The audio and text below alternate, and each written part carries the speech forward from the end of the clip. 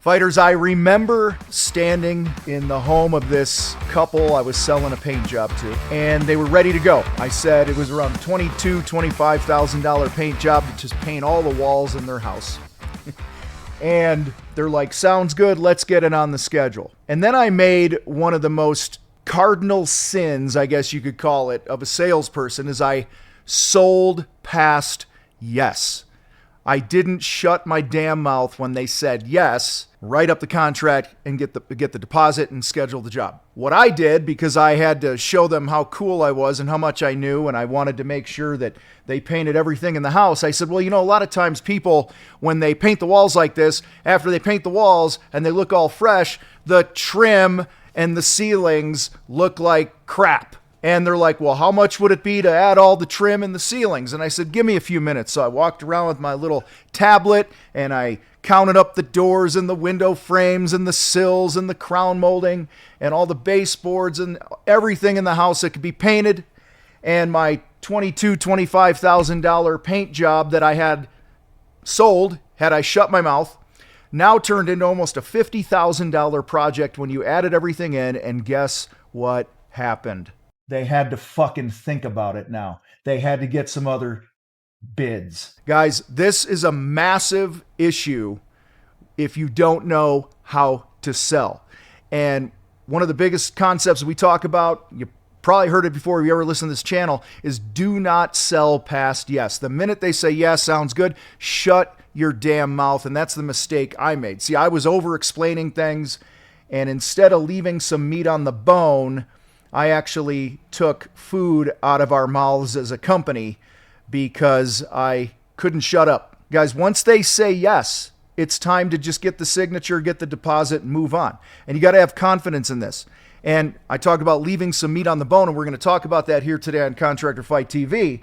But listen, what I realized is I wasn't helping anybody by continuing to sell past yes. I'm adding all these unnecessary details. It could have been handled later on. What I learned from that experience and started doing right away after that is the second I got a yes, I shut up, I stopped sabotaging myself, and then I saved some of those other things that could be painted for later on after we had started the actual project. So it's a huge mistake to sell past yes. Now we do this because we have all this experience, we have all this knowledge, but remember, we don't want our buyers to be confused. We don't want to give them a reason to have to get other bids or have to think about it or call their fucking financial planner and ask permission to spend another $5,000 or $10,000.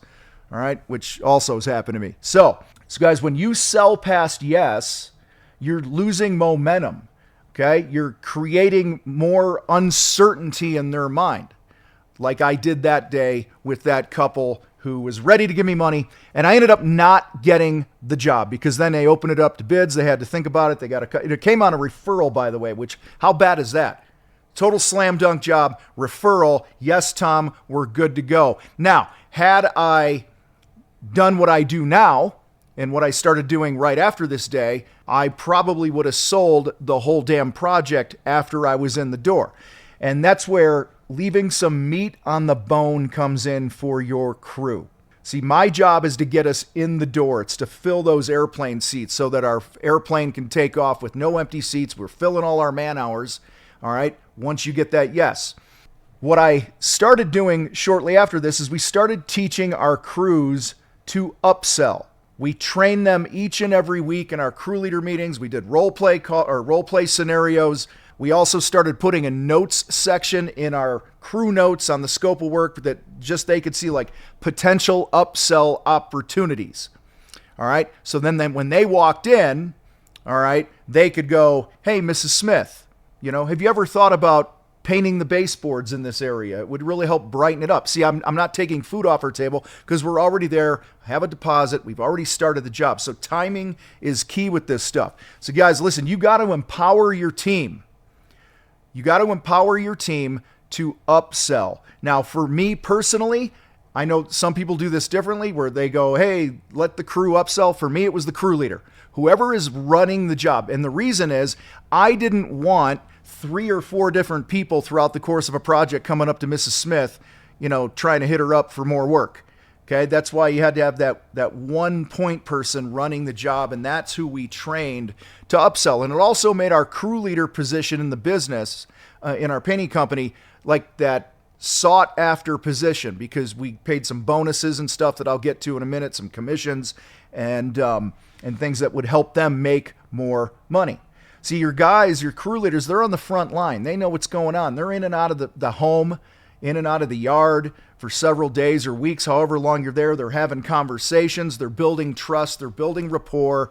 They're communicating great. And all these things are helping build trust, which lowers their resistance to adding on more work. Now, the other thing here is you do not want to ever sell something to somebody that they don't truly need. When I'm talking upsell, I'm not saying, hey, things look great and they're working fine, then you don't upsell. But for instance, we might be in a home painting this area of it. We see in the laundry room that there's a crack in the drywall in the ceiling, or a doorknob that went through the wall or something like that. All right. And we would work on these word tracks. And we'd role play these things like, hey, Mrs. Smith, I've walked by your laundry room 3 or 4 times.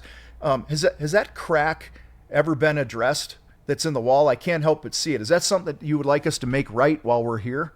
And then you shut your mouth. And when you role play these things, that your confidence of your crew leaders go up, and they are now actually helping people solve problems. Because as you guys know, when you're already in the home, you're already in the yard, you don't have to mobilize the troops again to come out there. So it's actually more cost effective for everybody to do it while we're there. And that's another reason that upselling is a great tool for you and a great service for your client. And again, this whole upselling thing is not just about making more money. What I learned is it was also a great training ground to raise up leaders in the company. You're giving them an opportunity to create their own future.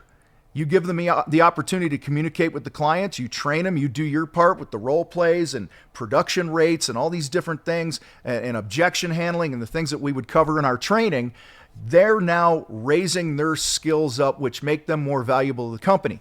An interesting thing that I noticed when we started doing this, we had 4 crew leaders at the time. These 4 crew leaders, once we got them up and running and trained over the course of the year, they sold almost as much as a full-time salesperson that we used to have that didn't work out. They actually replaced that, because the 4 of them in these projects every day, you talk about a warm lead, you're in somebody's home. They already trust you. They've already given you money. They've already seen some of the work that you're doing. And then when your guys sit there and go, hey, would it make sense to have a conversation about this? All right, it just made it an easier thing for everybody. So you're raising up leaders. You're getting yourself out of the center of in everything in your business. And one of the most beautiful days is, I'll never forget this. I sold a project. It was about $5,000, call it $5,000. And one of our crew leaders, his name was Tony. Tony was a great painter, great communicator, really good dude. Tony goes and does this job, comes back at the end of the week and hands us a check, not for the $2,500 on the balance, because we got 50% deposit, so $5,000, $2,500 was the final payment. He came back with over $8,000 and handed us a check for $8,000. And we're like, what the hell happened? He's like, oh, she added on parts of the upstairs, and she added on the front door, and she did this and did this. Not only did it bump up our average job size, but we made some more profit. Tony made some money, which I'll get to in a minute on the commission side of this. And everybody's winning. Everybody's happening. So guys, every upsell opportunity, every upsell that you have is an opportunity. It's a chance for your crew leaders to step up, think like an owner, and drive more value to the business. This was also a great training tool. We would tell the guys, hey, if we're spotty on the calendar, like if we got some open days, open your damn mouth, okay? And see what you could do. We eventually turned this into a quota in our company, that if it was a $3,000 job, we asked them to try to find another $300, 10% upsell on work that needed to be done. So this was really key to us growing our business and filling those empty days. Now, if you've had that nightmare client, you do not want to upsell. You want to get the fuck out of there. Just finish the original scope of work and get out of Dodge. All right. The other time that you do not want to push the upsells is if your calendar is jam-packed and jobs are stacking and stuff, because you're just going to create more issues. So, a couple side notes there. Finally, the thing that I want to talk about here is, how do you compensate your crew leaders for this? We offered commissions based on the work that they would put in, and it had a few conditions around this, okay? Number one, if they identified work that needed to be done and sold it, they got a 10% commission of what they sold, only if the entire job came in on budget, happy customer, no safety issues, great experience, great review. All these boxes had to be checked. And so in Tony's case that I shared with you earlier, he went out, say he sold another $5,000 or whatever the amount was, he was going to put another $500 in his pocket. Now, guys, think about this for a minute. Some of you guys are going, well, I don't know if I can afford that. Well, listen, this is why it's also important to understand what it costs you to acquire a customer. You know, if you spend $1,000 and you get 5 leads, it's costing you $200 to get a lead. So, and say I win 2 jobs out of the 5 leads that I got on the $1,000 ad spend, 2 jobs, it's $500 to get a job. So I'm spending that money anyway. I might as well spend it on a really, really warm prospect. Hopefully that gives you a little insight into that.